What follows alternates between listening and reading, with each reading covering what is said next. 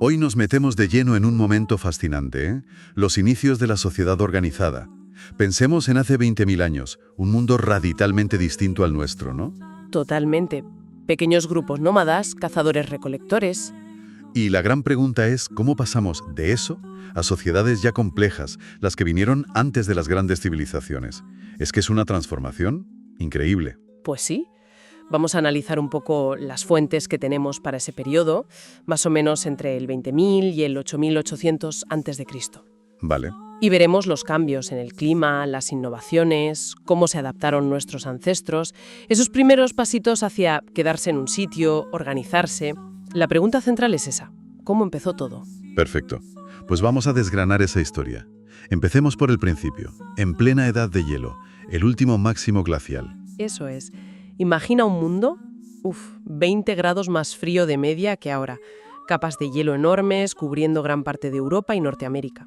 ¡Qué barbaridad! ¿Y el nivel del mar? Claro, mucho más bajo. Un entorno realmente extremo. Extremísimo. La población humana era mínima, quizá un par de millones en todo el planeta. Vivían en grupitos pequeños, moviéndose constantemente. ¿Nómadas? Nómadas. Su vida dependía de cazar grandes animales, como mamuts, renos, y de recolectar plantas silvestres. Necesitaban conocer su entorno al dedillo, vamos. Y ya eran ingeniosas, ¿no? Vemos sus herramientas, piedras afiladas, hachas de mano, puntas de lanza. Sí, totalmente adaptados. Se vestían con pieles, construían refugios con lo que tenían a mano, huesos, más pieles, para aguantar ese frío. Maestros de la adaptación, sin duda. Pero, ¿eran solo eso? Supervivientes luchando contra los elementos. Es que esa es la cuestión. Los restos arqueológicos sugieren que no, que tenían una vida cultural, simbólica, bastante rica. ¿Te refieres a las pinturas rupestres? Exacto. Piensa en Lascaux, en Chauvet, esas representaciones tan vívidas de animales, a veces escenas de caza. Eso nos habla de una conexión muy profunda con su mundo. Quizás a rituales, creencias. Podría ser rituales, una visión espiritual del mundo, algo que iba más allá de simplemente comer y sobrevivir cada día. Entendido. Pero ese mundo de hielo no fue eterno. El clima empezó a cambiar. Así es. Hacia el 18.000 a.C., más o menos, las temperaturas empezaron a subir, los glaciares a derretirse, el nivel del mar a subir. Y claro, el paisaje cambió por completo. Emergieron nuevas tierras, nuevos ecosistemas. ¿Qué supuso eso para ellos? Suena bien, pero tuvo inconvenientes. Claro, los grandes animales adaptados al frío, la megafauna, empezaron a escasear. Y eso les obligó a cambiar, a diversificar su dieta. A buscar otras cosas. Exacto. Más nueces, semillas, frutas. Empezaron a cazar animales más pequeños, a pescar más. Tuvieron que adaptarse a lo que había. ¿Y esa diversificación tuvo alguna consecuencia más allá de la comida? Pues parece que sí, y muy importante. Al explotar más recursos de una zona concreta, ya no necesitaban moverse tanto. Podían permanecer más tiempo en el mismo lugar. Ah, claro. O sea que la necesidad de adaptarse a la falta de los bichos grandes les hizo, digamos, explorar más a fondo su entorno inmediato. Justo. Y eso, quedarse más tiempo en un sitio, parece que fue clave. Vemos cómo aparecen herramientas nuevas, más sofisticadas. ¿Cómo cuáles? Pues, por ejemplo, piedras para moler grano. Y algo súper interesante, las primeras evidencias de que almacenaban comida. Almacenar, eso ya es otro nivel. Es pensar en el futuro, no solo en el día a día. Totalmente. Implica planificación, entender los ciclos de la naturaleza, prepararse para la escasez. Y socialmente. Quedarse quietos tuvo impacto. Seguro. Si un grupo está más tiempo en un sitio y tiene más recursos, pues tiende a crecer. Lógico.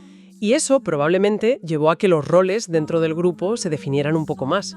Hacía falta más cooperación para construir refugios mejores, para proteger esos recursos. Se empieza a complicar la cosa. Hembra, a probar a plantar esas semillas silvestres que recolectaban. Ahí está el germen de la agricultura. Ahí mismo, sin saberlo, estaban empezando a trazar ese camino.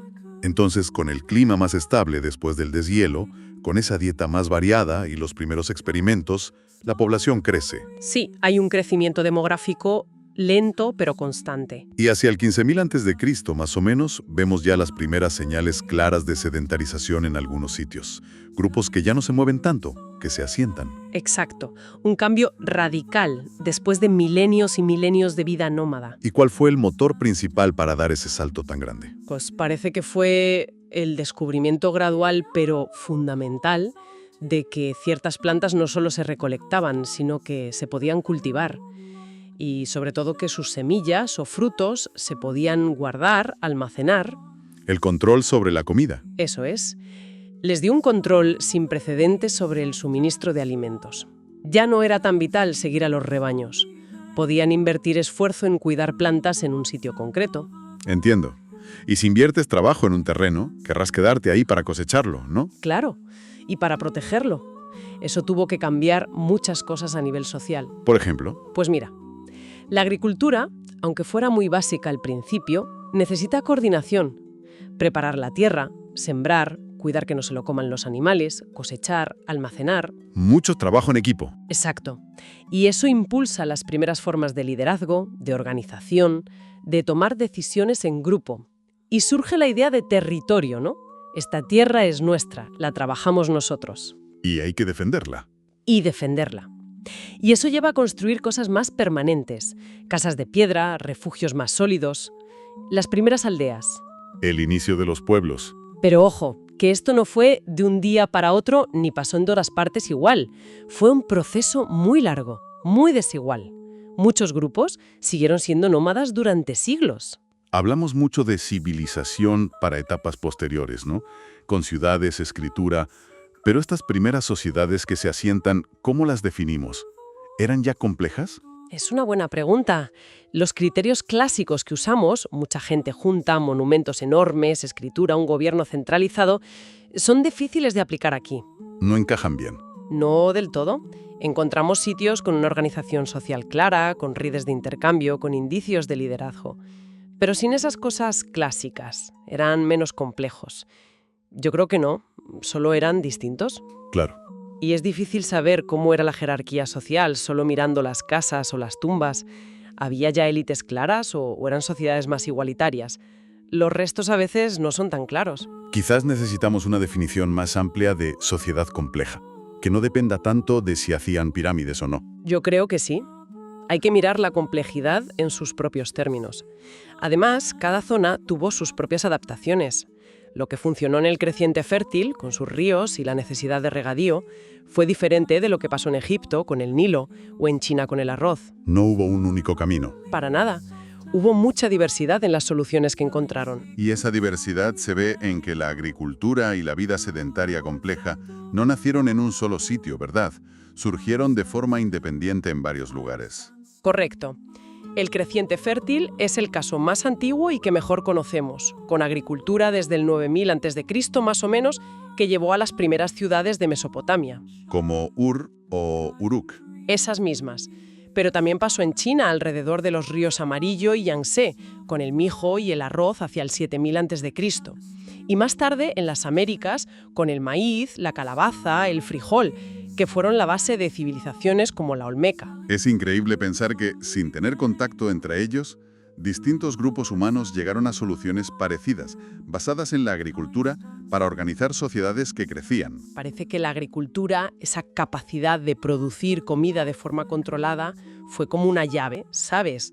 Una llave que en distintos sitios y momentos abrió la puerta a nuevas formas de vivir juntos y de organizarse de manera más compleja. Has mencionado la domesticación como la base de todo esto. ¿Cómo fue ese proceso? ¿Fue un invento genial de alguien? Que va. Fue un proceso larguísimo, seguramente inconsciente al principio. Miles de años de observar la naturaleza con mucha atención. ¿Observar qué? Pues qué plantas eran más nutritivas, cuáles crecían mejor cerca de donde vivían, cuáles tenían las semillas más gordas o no se caían solas al madurar, que eso facilitaba mucho recogerlas. Seleccionando sin querer. Exacto. En el creciente fértil, sobre el 9000 a.C., se centraron mucho en el trigo y la cebada. Daban mucha energía y se guardaban bien. Al ir replantando siempre las mejores, generación tras generación, las fueron cambiando genéticamente sin darse cuenta. ¿Y con los animales igual? Un proceso parecido. Primero con animales más fáciles de manejar, que se acercaban a los asentamientos, cabras, ovejas, que daban carne, leche, lana, Muy útiles. utilísimas. Y luego consiguieron domesticar animales más grandes, como las vacas. Y eso fue otro salto brutal. ¿Por qué? Porque no solo daban más comida o pieles, sino que aportaron algo revolucionario, fuerza de trabajo. Para tirar de arados primitivos, por ejemplo, Ah, claro, la energía animal. eso cambió la agricultura. La domesticación fue mucho más que asegurar la comida. Fue un motor de tecnología y transformó la sociedad al permitir generar excedentes de forma más fiable. Antes de esa agricultura ya a tope en el Neolítico, ¿quiénes estaban poniendo las bases? Hablamos del creciente fértil. Pues las comunidades de cazadores-recolectores de esa zona, justo en la transición del Paleolítico al Neolítico, ya eran gente muy sofisticada, ¿eh? ¿En qué sentido? Dominaban la técnica para hacer microlitos, esas piececitas de piedra tan pequeñas y afiladas que usaban para hacer herramientas compuestas. Usaban arcos y flechas, redes, trampas. Conocían su entorno perfectamente. Y decías que empezaron a asentarse un poco incluso antes de cultivar sistemáticamente. Sí, parece que el clima mejoró después de la glaciación y encontraron zonas con muchos recursos juntos. Caza, pesca, un montón de plantas silvestres. ¿Y se quedaban más tiempo? Eso es, esa semisedentarización les dio la oportunidad de observar más de cerca cómo crecían las plantas, de empezar a experimentar con la siembra, de construir refugios más duraderos. Ya usaban piedras de moler para procesar los granos silvestres que recogían. Y vivir más juntas fomentaría la cooperación, imagino. Claro, grupos más grandes, más estables, eso crea las bases sociales para lo que vendrá después. La necesidad de organizarse. Y de esto tenemos ejemplos arqueológicos muy concretos, ¿no? Has mencionado Ojalou-i. Sí, Ojalou-i, en Israel, junto al mar de Galilea.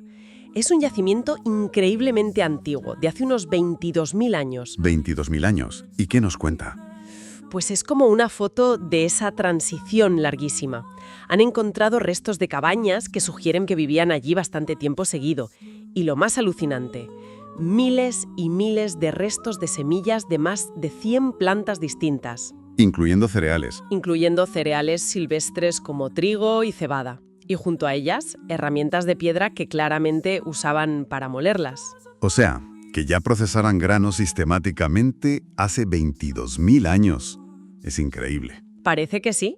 No solo recolectaban, lo procesaban. Y su dieta era súper variada.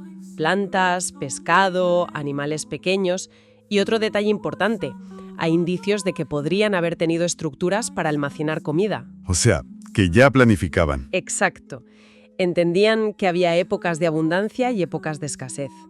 Ojalo II nos demuestra de forma muy clara que la revolución agrícola fue una evolución lentísima, de milenios. Vale, Ojalá 2 nos da esa foto tan temprana. Si avanzamos un poco en el tiempo, ¿cuál sería el siguiente hito clave para entender este camino? Pues un paso fundamental es la cultura natufiense. Floreció en la zona del Levante mediterráneo, lo que hoy es Israel, Palestina, Jordania, Siria, entre el 14.500 y el 11.500 a.C., más o menos. ¿Y qué tenían de especial los natufienses? Lo más llamativo es que desarrollaron asentamientos permanentes.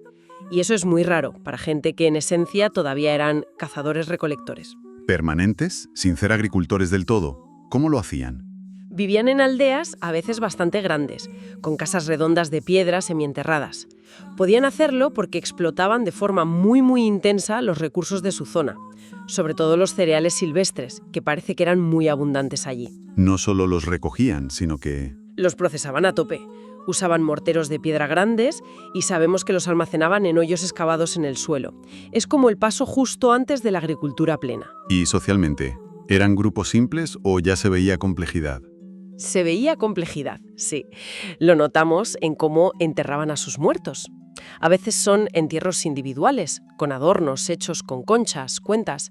Eso podría indicar que ya había diferencias de estatus o gente con roles especiales. ¿Primeros líderes o chamanes, quizás? Podría ser. Y también desarrollaron herramientas de piedra muy especializadas, como unas pequeñas láminas, los microlitos, que seguramente ponían en mangos de madera hueso para hacer las primeras hoces, para segar esos cereales silvestres. Una tecnología ya pensada para esa recolección intensiva. Exacto.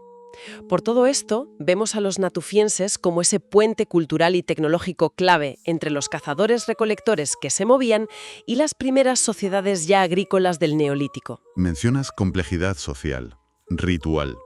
Y aquí las fuentes nos dicen algo que suena casi a ciencia ficción para esa época. Las primeras cervezas y los primeros panes. Pues sí, aunque suene sorprendente, hay indicios arqueológicos bastante sólidos. En yacimientos natufienses, como unas cuevas en el Monte Carmelo, en Israel, se han encontrado morteros de piedra con restos químicos que apuntan a que fermentaban cereales a propósito. Una especie de cerveza primitiva. Algo así, probablemente con poco alcohol, y parece que la usaban en fiestas, en rituales, como una forma de unir al grupo, de celebrar juntos. Tenía una función social clara. ¿Y el pan? También hay pruebas tempranas. En un sitio llamado Subayeka I, en Jordania, de hace unos 14.400 años, encontraron restos quemados de lo que parecen tortas de pan plano. ¿Hechas con qué? Pues parece que con harina de cereales silvestres molidos, quizá mezclada con raíces o tubérculos, agua y cocida, a lo mejor sobre piedras calientes. Son innovaciones importantes, ¿no? Procesar la comida así.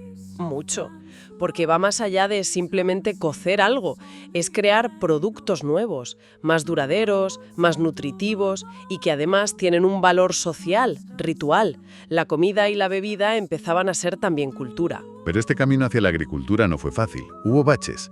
Mencionaste cambios climáticos, el Younger Dryas. Efectivamente, ese fue un revés importante. Hacia el 10.800 a.C., el calentamiento que venía dándose se interrumpió de golpe. Volvió un frío intenso y sobre todo mucha sequedad. Duró unos 1.200 años. Una prueba de fuego para esas comunidades que estaban justo empezando a experimentar con el cultivo. Totalmente. En el cercano oriente, la aridez complicó mucho la recolección de plantas y también afectó a los animales. Tuvieron que adaptarse sí o sí. ¿Y cómo lo hicieron? ¿Abandonaron los cultivos? ¿Volvieron a moverse más? Hubo distintas respuestas, claro. Algunos grupos quizás sí tuvieron que volver a una vida más nómada, pero en otros sitios, como en Abu Jureira, en Siria, la evidencia sugiere lo contrario. ¿Ah, sí? Parece que intensificaron el cultivo de algunas plantas que aguantaban mejor esas condiciones difíciles, como el centeno silvestre. Fue como una apuesta por la agricultura para intentar sobrevivir a la crisis. O sea que la dificultad, paradójicamente, pudo empujarles aún más hacia la agricultura. Es un debate abierto entre los arqueólogos, pero es una posibilidad muy interesante, que el Younger Dryas, en lugar de ser solo un freno, actuara como un catalizador, que les obligara a comprometerse más con el cultivo para asegurar la comida en un entorno más duro. La adversidad como motor de cambio. Podría ser. Lo que está claro es que ese periodo demostró la enorme capacidad de adaptación que tenían y la importancia que empezaba a tener la agricultura como estrategia para gestionar los riesgos del entorno. Superado el Younger Dryas, el clima se estabiliza de nuevo, sobre el 9600 a.C. Y entramos en lo que llamamos el Neolítico precerámico. Es aquí donde la agricultura ya se asienta de verdad. Sí, este es el periodo clave donde vemos la consolidación. El cultivo sistemático de las primeras plantas ya domesticadas, trigo, cebada, y la cría de animales, también domesticados, ovejas, cabras, se convierten en la base de la economía para muchas comunidades. Y eso permite asentarse ya de forma permanente. Exacto. Surgen aldeas estables, que empiezan a crecer. Y lo más importante, la agricultura empieza a generar excedentes de forma regular. Comida que sobra después de cubrir las necesidades básicas. ¿Y qué hacen con esa comida que sobra? Aparte de guardarla por si acaso. Pues el excedente lo cambia todo, porque permite que no todo el mundo tenga que dedicarse a producir comida. Empieza la especialización del trabajo. Justo. Empiezan a surgir especialistas, artesanos, que hacen herramientas de piedra pulida mejores, que empiezan a trabajar el barro, aunque todavía no hagan cerámica cocida. Por eso se llama precerámico. Constructores. Quizá también líderes religiosos o gente que se dedica a administrar esos almacenes de grano comunales. La sociedad se va haciendo más compleja, con roles más definidos. Y con ello empiezan a marcarse más las diferencias sociales, las jerarquías. Se están poniendo las bases económicas y sociales para lo que luego serán las ciudades. Y justo en este momento, cuando parece que todo gira en torno a las aldeas agrícolas, aparece un sitio que nos descuadra todo. Göbekli Tepe, en Turquía. Göbekli Tepe es alucinante, ha cambiado muchas ideas que teníamos. Está datado sobre el 9500 a.C., o sea, antes de que la agricultura estuviera totalmente asentada en esa zona. ¿Y qué es exactamente? Es un complejo ceremonial enorme, varios recintos circulares, hechos con pilares gigantes de piedra caliza en forma de T. Algunos miden 6 metros y pesan 20 toneladas. ¿Una barbaridad? Y están llenos de relieves de animales, serpientes, zorros, jabalíes, aves y símbolos abstractos. Es como un mundo simbólico plasmado en piedra. Construir algo así tuvo que requerir una organización social y una capacidad de mover gente impresionantes para esa época. ¿Cómo se explica en una sociedad que, en teoría, eran cazadores-recolectores o estaban justo empezando a cultivar? Ese es el gran misterio y el gran debate. La interpretación más aceptada es que era un centro ritual, un lugar sagrado de reunión para distintos grupos de la región, quizás todavía seminómadas. Un punto de encuentro. Algo así. La cantidad enorme de huesos de animales que se han encontrado sugiere que allí se hacían grandes banquetes, festines colectivos. Eso serviría para reforzar los lazos entre los grupos, compartir creencias, crear una identidad común. Entiendo. Lo fascinante es que Göbekli Tepe plantea una idea revolucionaria. Y si fue la necesidad de construir y mantener un centro ritual así, por motivos religiosos o sociales, lo que impulsó la organización social a gran escala y la cooperación entre grupos. O sea que el templo pudo venir antes que la agricultura como motor de la complejidad social. Esa es la hipótesis que sugiere Göbekli Tepe, que la religión, el ritual, la necesidad de hacer cosas juntos a gran escala, pudo ser el pegamento que unió a la gente y les llevó a organizarse de formas más complejas, incluso antes de que la agricultura fuera la base de todo. Invierte la secuencia que pensábamos. Una idea potente. Pero Göbekli Tepe no duró para siempre. Hacia el 8000 a.C. lo abandonaron y lo enterraron a propósito. ¿Por qué? Es otro de los misterios. Curiosamente, ese abandono coincide más o menos con el momento en que la agricultura ya sí se consolida en la región y las aldeas agrícolas permanentes se convierten en la forma de vida normal. ¿Alguna teoría? Una hipótesis es que, a medida que las comunidades se volvieron más autosuficientes con su propia agricultura y se asentaron en sus aldeas, estos grandes centros rituales centralizados, que necesitaban juntar a gente de muchos sitios, perdieron su función. La vida religiosa se volvió más local, más de cada aldea. Pudo ser. De hecho, en las aldeas neolíticas que vienen después, empezamos a ver pequeños santuarios o lugares de culto dentro del propio poblado, a veces ligados a los almacenes de grano. La organización social estaba cambiando. Quizás surgieron élites locales que controlaban tanto los recursos como los rituales de su comunidad. El ocaso de Göbekli Tepe como símbolo de un cambio de era. Podría verse así. Una transición de un mundo centrado en grandes rituales colectivos a otro basado en la aldea agrícola, la gestión local, preparando el terreno para las ciudades. Entonces, con la agricultura ya funcionando bien, las aldeas creciendo, ¿qué vemos al final de este largo periodo neolítico, justo antes de las primeras ciudades? Vemos que la población sigue aumentando y surgen asentamientos enormes, muy densamente poblados. Los arqueólogos a veces los llaman megaasentamientos. ¿Algún ejemplo? El más espectacular es Çatalhöyük, en la actual Turquía. Data del 7500 a.C., más o menos. Era un poblado gigantesco para la época. Cientos de casas de adobe, construidas pegadas unas a otras, sin calles. Sin calles. ¿Y cómo entraban? Por el techo. Subían por escaleras. Es una estructura urbana muy particular. Sugiere una sociedad muy cohesionada, pero también muy compleja, con una vida artística y simbólica muy rica. Es casi una protociudad. Vivir tanta gente junta, tan apretada, debió ser un reto enorme. Convivencia, basura, enfermedades. Sin duda. La agricultura que practicaban era muy eficiente y permitía que mucha gente se dedicara a otras cosas. Hacer cerámica, aquí ya sí hay cerámica, tejer, trabajar la obsidiana. Empezaba a haber comercio a larga distancia de algunos productos. La sociedad era muy diversa. Pero también surgirían conflictos, ¿no? Inevitablemente, vivir codo con codo genera tensiones. Por eso surge la necesidad de tener normas claras, de gestionar los recursos comunes como el agua, de resolver las disputas. Empezamos a ver indicios de estructuras de poder más formales para organizar esa vida en común. El germen de los gobiernos. Exacto. Estaban aprendiendo sobre la marcha a gestionar la complejidad de vivir juntos a gran escala. Las semillas de las ciudades ya estaban plantadas. Pues sí que ha sido un viaje largo y apasionante.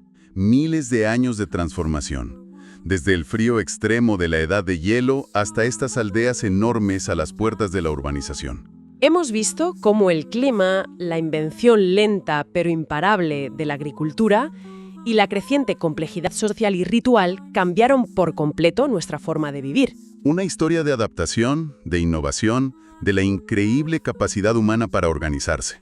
Desde las primeras herramientas y el arte misterioso de las cuevas, Pasando por los experimentos con plantas en Ójalo 2, la sorpresa de Quebec Tepe, hasta la gestión de los excedentes que permitieron sitios como Çatalhöyük. La resiliencia y la cooperación son constantes. y nos deja pensando. El registro arqueológico nos muestra esta vía hacia la complejidad basada en la agricultura y el sedentarismo. Pero, ¿pudo haber otras formas de sociedad compleja en todo este tiempo? Ciudades quizá más móviles o con otras bases económicas que no dejaron esas huellas tan obvias como grandes edificios o cerámica. Exacto. Podrían existir modelos de complejidad que se nos escapan porque no encajan en lo que esperamos encontrar. Hay otras historias perdidas. Es una pregunta fascinante y muy pertinente. Siempre tenemos que estar abiertos a que el pasado fuera más diverso y complejo de lo que nuestras categorías actuales nos permiten ver. Queda mucho por explorar. Sin duda. Pues con esa reflexión nos quedamos. Hasta la próxima.